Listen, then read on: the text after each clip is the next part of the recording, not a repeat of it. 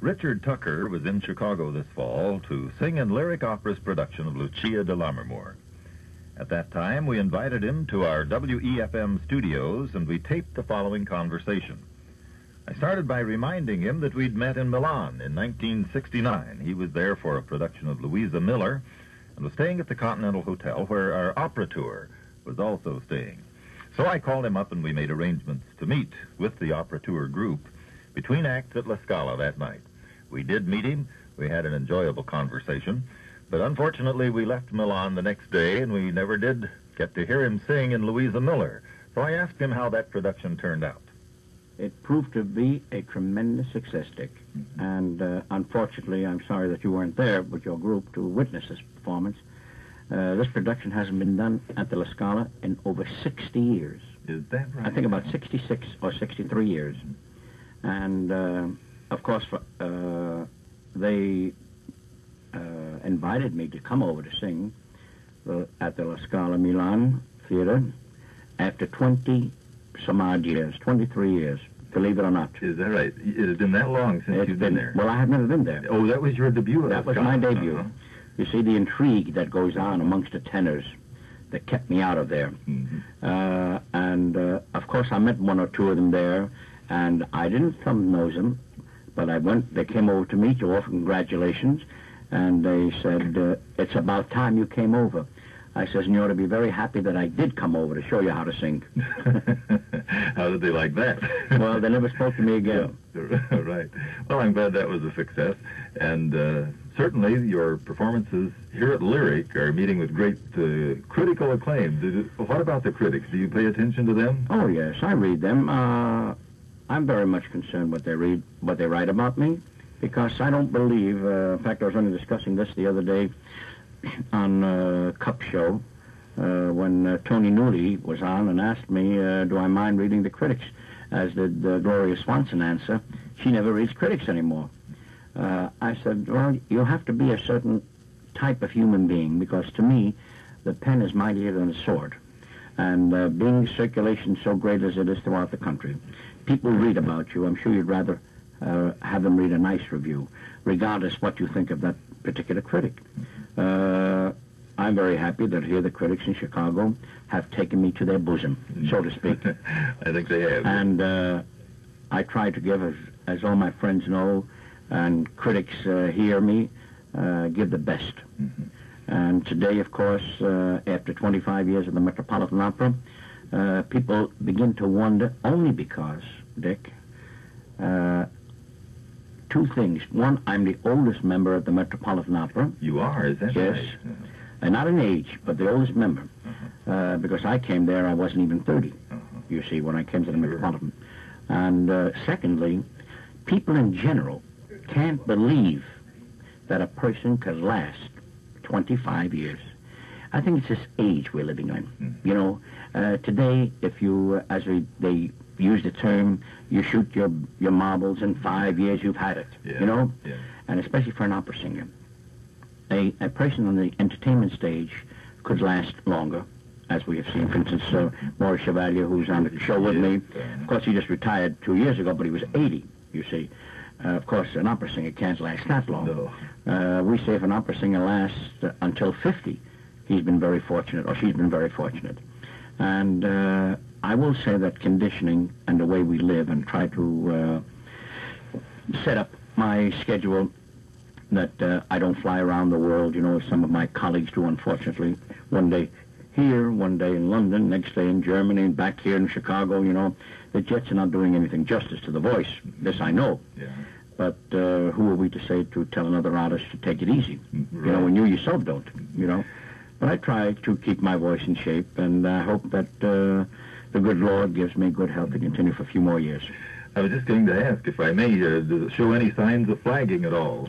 No, Dick, I will honestly say, and as I've told many, many people who know me, at the first sign that I feel that I cannot give my best to the public, I myself will retire. Because I do not want to have the same ending that many of my colleagues are having, that people will remember them when. I want to quit when I'm on the top. we have plenty of time to talk. I'd like to ask you about the beginnings of your career, where you grew up and how you started to sing and all that kind of thing. So if you'd just tell me a little bit about your early years, I'd appreciate it. Well, I had my musical training as a choir boy in a synagogue, and continued until the age of 20 or 21, when I turned cantor. I was a cantor in a synagogue, and that was the time when I started to study at the age of 21, when I met my wife Sarah, and with Paul Althouse, the former Wagnerian tenor at the Metropolitan Opera. Where was this, Mr. In New York. Tucker? In New York. In New York. And you hadn't studied before that time? I hadn't studied with anybody before that time. And I started to take vocal lessons with Paul Althouse. And we had an association, rest his soul, as father and son. We were very close. He guided me, because I tell people, these young kids today, wherever I have an opportunity to audition them and meet them, that guidance is 75%, not 50, but 75%. And this is the reason why a lot of our young singers today sing roles in the first 5 years of their careers, which they have no business. It's like trying to sing Carmen at 21, when a Carmen shouldn't be sung, I don't care who a woman is, until at 35 at least, you see. Or a Pagliacci. I've just sung Pagliacci last season. I read about that. It took me 25 years to sing it. And thank God it was so successful that I'm returning this December to Florence, Italy, to sing Pagliacci at the Teatro Comunale, only because Zeffirelli, who's putting on the production, as he did the Metropolitan, insisted. He said, I will not put the production on unless you have Richard Tucker sing the cameo. And then after that, I accepted the worldwide challenge of all singers. That is, they fear, but I haven't got fear in my blood. No. I'm going to sing in Parma, the hotbed of Italy. That's where they really do throw things. They throw everything but the kitchen singing, vegetables at you if they don't like you. And I wish you'd come. On you there? No, I'm doing Trovatore. Trovatore. Yes, that's the birthplace, as you know, of Verdi, Giuseppe Verdi, and Toscanini. And I have no fear about it. I think my wife feels more afraid than I do. And I said, at this stage of my career, I said, I have nothing to fear. If I just be in good health and insurance, God willing, I'm sure I'll be a success. But coming back to the Metropolitan career, I started to sing on the Metropolitan Opera auditions when Maestro Pelletier and Edward Johnson persuaded me to sing, and I didn't want to sing because I had nothing to offer the Metropolitan Opera. I was studying my first role, Traviata. And they said to me, why give up such a chance? I said, and what if I win? I said, I have nothing to give. I said, I'd rather sit in the studio than sit in the Metropolitan Orchestra waiting for somebody to get ill, God forbid, you know. And, well, to make a story short, I went on the auditions because they assured me that I would win, and I did not win. Is that right? But that disappointment proved more beneficial to me, as I tell young people, than anything else in life, because it's a challenge. You know you're going to do better. You could do better, and this is what urges you on more and more to study. So you see, the point that I want to bring across is that never think that your work goes unnoticed, because it was a year later that Metropolitan called me to study the role of Enzo in La Gioconda, which I made my debut the following year. Now, this was your first opera, wasn't it? First opera was Traviata. That was not at the Metropolitan. No. That I did at the Academy of Music in Brooklyn. I see. And at the old Al Jolson Theater in New York. A place in New York, I believe in fate, where an apartment house is built and I live in it. Well, is that right? That's right. That is fate. But Gioconda was my debut at the Metropolitan Opera. You had no thought for a long time of singing an opera then, did you, while you were a cantor? No, I was preparing for the opera. I see. But I thought I was 5 years away. Well, Mr. Tucker, were you glad to get this opportunity to not have to wait that 5 years? Well, naturally, we're very happy, and I don't mind saying that I tried to ask the opinion of some people, but got no encouragement at all. Oh, really? Got no encouragement because they were saying to me two things. First of all, you're not prepared yet, and secondly, you're committing suicide by attempting such a heavy opera at such an early stage. In other words, what I'm trying to say is I had a lyric tenor at the time, and why I didn't follow some of my predecessors in Traviata or Rigoletto or something, the lighter Lucias, you know. Mm-hmm. But as I said before, I believe in fate very much. And I asked my wife and my vocal teacher, Paul Althouse, and they said, Richard, I think opportunity has knocked, and you should answer it, and we will prepare you. But I must insert the wonderful idea that the maestro who was responsible for my debut at the Metropolitan was Emil Cooper, who heard me audition at the Metropolitan, and to whom Edward Johnson addressed at that time. He said, Maestro, will you undertake the debut of Mr. Tucker? And Maestro Cooper at that time, in my presence, answered, I will assume that responsibility. So for 6 months, I lived with Emil Cooper every day. That is, I studied with him all summer from June until January. And then when late December, or early, right after the first of the year, January, when rehearsal started at the Metropolitan, I was musically prepared. Because the debut date was January 25th, 1945. What did you do during that 6 months with Mr. Cooper? I had nothing in my mind but Gioconda. I studied. I watched every move from a musical point of view. Also, he gave me some histrionics, some stage deportment ideas. So when I came to the Metropolitan, after all, not having any experience at all, I shouldn't be, as we say, green on stage, you know, inexperienced. But we had a great cast that night. Who else was in it? Stella Roman, who later was replaced by Zinka Milanov, who today is my dearest friend. We had Richard Bernelli, who was replaced then by Leonard Warren, rest his soul, with whom I sang more than any other tenor of the Metropolitan Opera. We had a wonderful mezzo-soprano, who I've just seen for the past 6 years in Buenos Aires, Bruna Castagno. Yes. And of course, we had the unforgettable Ezio Pinza, rest his soul, and we also had, let me see, I guess I've covered them all. I've covered them all, more some major roles anyway. And, of course, conducted by Emil Cooper. It was a very, very important step in my life because I had, as I have stated in many of my interviews, more to lose than to gain. Now, people don't understand that, what I meant. But the meaning is this.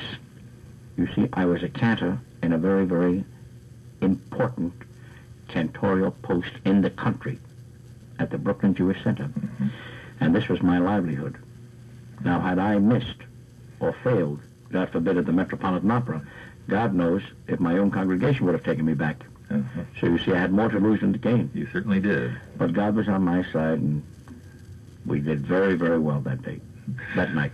Well, it seems to me is amazing that this, with your performance of La Traviata being your first venture into opera, and then right to the Metropolitan, this is where people end up, not where they start. That's correct. That's why I say my career is very unique, because instead, as you said, Dick, that many singers have to go to the provinces to test their wares and get the experience, I stepped right on the stage from the synagogue onto the stage of the Metropolitan Opera. And every one of my 30 roles, 29, I made my debut at the Metropolitan Opera. Now, that's a unique record for anybody in the world. Also, as you know, I've sung over 600 performances at the Metropolitan Opera. That's also a record, more than any living singer. And I think even some of the past singers who have gone to the rest. I hope and pray in my lifetime I'll hear another tenor break it. Oh, yeah. You also have some other records established. I think I was reading recently. You were in 7 opening nights out of the years you were there. About 25 now? No, since Mr. Bing came to Metropolitan, I've been there 7 opening nights. Participated in some of the opening nights. That's a good percentage. That's a very good percentage. And also did the opening night at the Philharmonic Hall with Leonard Bernstein. When the Philharmonic Hall opened up, I sang the opening night there too. We did Mahler's 8th Symphony, you recall. May I just go back a little bit further? When did you first know you were a singer? Well, that was a training I had when I was singing in the choir as a choir boy, and then later when my voice changed to a tenor. So I had no idea about opera, I must confess, when I was growing up in my adolescent age, the teens. Only from the fact that I used to hear the great voices over the so-called megaphone outside of a record store. Because who could afford records in those years? Right. There were $4 or $5 a Red Seal record in those years, if you recall, one side. One side, yes. And, of course, as far as aspiring to the opera, I never got that idea entering in my head until I met my wife, Sarah. Oh. Yeah. And then we used to go to the old Hippodrome in New York City. Never went to the Metropolitan, mind you, until I met my wife. We used to go to the old Hippodrome in New York City for 50 cents up in the balcony, listening to the San Carlo Opera Company, bring over all these Italian foreign artists, and we used to meet these nice Italian people bringing their lunches and eating while listening to the famous arias. And this was an enjoyment. This was an afternoon. It was a day, rather, not an afternoon. Because it was Sunday afternoon matinee, and it lasted until 6 o'clock. And everybody by that time was drunk. Yeah. You know, with plenty of wine and all the goodies of the kitchen, you know. When did your, well, let's say your voice quality impress you? When did you know you really had something different from I other asked that people question, had? Dick. I understand what you're trying to say, but I asked that question when I was asked to go on the Metropolitan auditions of the year. And I think that's only a fair question to ask of anybody. When did you know if you had the material or ability? That's the question I asked my vocal teacher, Paul Althouse, because he was the one that was going to either say yes or no. Otherwise say, stick to your cantorial singing and leave opera alone. But he said that he thought that with the years, mind you, I was only 21 and a half when I met my wife. So when I started to study with him, I think I started at the age of 23, 24. So I was only with him about 3-4 years before I was asked to go in the auditions of the year, you see. Paul Althouse was teaching me only one way how to sing regardless, the language. But I will say that the cantorial and Gregorian chants helped me on the stage of the Metropolitan Opera. By that I mean by the cadenzas and the trills. Oh, yeah. Because when it comes to the cadenza of La Donna Mobile, all the Italian tenors used to come to me and ask me, how do you do it? Or for instance, the trill, that little trill that we have in Trovatore in the aria Asiba Mio, before you say parra at the end. Bergonzi, Corelli, they all came. I said, go to the synagogue and hear me say it again. Well, that's very interesting. It does have a relationship. Do you think it had anything to do with what seems to be your choice of repertoire, the kind of roles you like to sing? Well, the repertoire portion of my career, I give the entire credit to Paul Althouse and my coach, coach who taught me the repertoire, Joseph Garnett. You must mix the dramatic with the lyric. And to sing Mozart, you must be perfect, because with Mozart you cannot flaunt around, as you know. So I would enjoy doing Mozart again. And I may do this summer. I'm negotiating with the Metropolitan to do some of their park appearances before I go off to Europe again.